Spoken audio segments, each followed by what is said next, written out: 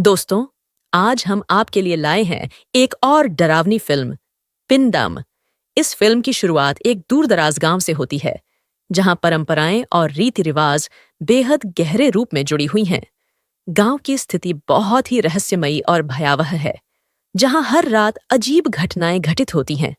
गांव के लोग मानते हैं कि कुछ आत्माएं हर रात जाग जाती हैं और वे इन आत्माओं को शांत करने के लिए कुछ विशेष अनुष्ठान करते हैं। दोस्तों, मूवी में मुख्य पात्र है अजय, जो गांव का एक युवा लड़का है। वह इन सभी परंपराओं से अनभिज्ञ है। उसकी परवरिश शहर में हुई है और वह हाल ही में गांव लौटा है। अजय अपने परिवार के साथ गांव में आता है, जहां उसका स्वागत गांव वालों द्वारा किया जाता है। अजय का गांव लौटना एक सामान्य घटना की तरह दिखता है, लेकिन जैसे ही वह गांव पहुंचता है, कुछ अजीब चीजें होने लगती हैं। उसे गांव में कुछ पुरानी कहानियां सुनाई जाती हैं, जिनमें आत्माओं और पिंडम नामक एक रहस्यमयी अनुष्ठान का जिक्र होता है। अजय का परिवार भी इन अनुष्ठानों में विश्वास करता है, लेकिन अजय इन सब पर यकीन नहीं करता। वह इन सबको अंधविश्वास मानता है। लेकिन रात होते ही अजय को घर में कुछ अजीब गतिविधियां महसूस होने लगती हैं। उसे लगता है कि कोई अदृश्य ताकतें उसके आसपास घूम रही हैं। गांव में हर साल एक विशेष रात को पिंडम अनुष्ठान होता है। यह अनुष्ठान मृतकों की आत्माओं को शांति देने के लिए किया जाता है। इस अनुष्ठान के दौरान गांव वाले एक स्थान पर इकट्ठा होते हैं और पुरानी परंपराओं के अनुसार अनुष्ठान करते हैं। इस रात अजय को कुछ अजीब सपने आते हैं, जिसमें वह एक पुरानी हवेली देखता है और वहां कुछ लोग अनुष्ठान कर रहे होते हैं। वह सपना इतना वास्तविक लगता है कि अजय डर जाता है। अगले दिन अजय अपने सपने के बारे में सोचता है और उसे पता चलता है कि वह हवेली गांव के किनारे स्थित है और गांव वाले उसे पिंडम हवेली कहते हैं। अजय अपने दोस्तों के साथ उस हवेली की ओर जाने का फैसला करता है। हवेली के पास पहुंचते ही उन्हें एक भयानक एहसास होता है, जैसे वहां कोई अदृश्य ताकत हो। हवेली में प्रवेश करते ही अजय और उसके दोस्त अजीब आवाजें सुनते हैं और हवेली के अंदर के दृश्य और भी भयावह हो जाते हैं। वहां उन्हें कुछ पुराने दस्तावेज और किताबें मिलती हैं, जिनमें उस अनुष्ठान के बारे में लिखा होता है, जो आत्माओं को बुलाने और उन्हें शांत करने के लिए किया जाता है।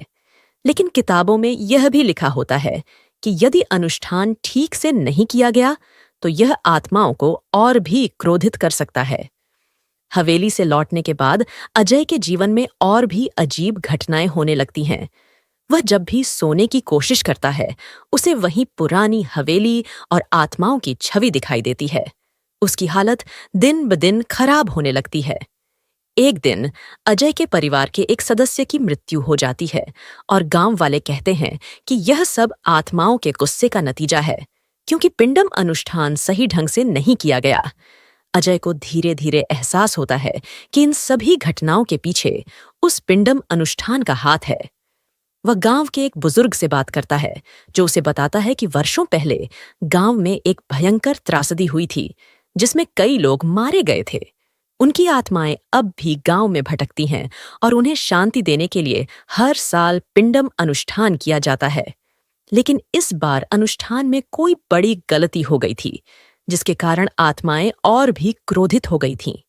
अब गांव में सिर्फ एक ही रास्ता बचा था, सही तरीके से पिंडम अनुष्ठान करना और आत्माओं को शांति देना।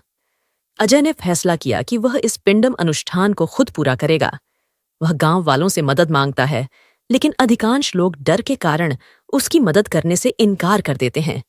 अजय अपने दोस्तों के साथ मिलकर अनुष्ठान के लिए तैयारी करता है। वे सभी आवश्यक वस्त्र, मंत्र और अन्य सामग्रियां इकट्ठा करते हैं, जो उस अनुष्ठान को पूरा करने के लिए जरूरी थीं। अजय और उसके दोस्त रात के समय उस पुरानी हवेली में पहुंचते हैं। हवेली के चारों ओर अजीब सी शांति और भयावहता होती है। वे अनुष्ठान शुरू करते हैं, लेकिन जैसे जैसे अनुष्ठान आगे बढ़ता है, हवेली में अजीब घटनाएं घटने लगती हैं। अचानक हवेली की दीवारों पर अजीब आकृतियां उभरने लगती हैं और हवा में तेजी से चीख पुकार सुनाई देने लगती है। अजय को ऐसा लगता है कि वह आत्माओं के बहुत करीब आ गया है। जैसे ही अनुष्ठान समाप्त होने वाला होता है, हवेली की सारी खिड़कियां और दरवाजे जोर जोर से खुलने बंद होने लगते हैं।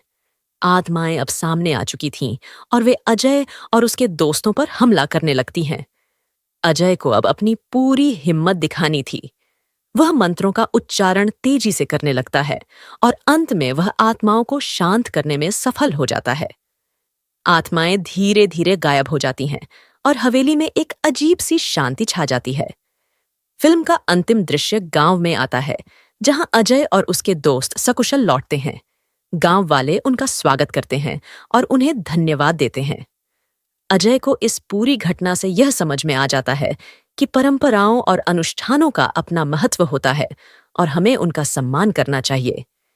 यह कहानी गांव की परंपराओं, आत्माओं और पिंडम अनुष्ठान के इर्द गिर्द घूमती है। दोस्तों, तब तक के लिए बाय बाय, मिलते हैं अगली वीडियो में।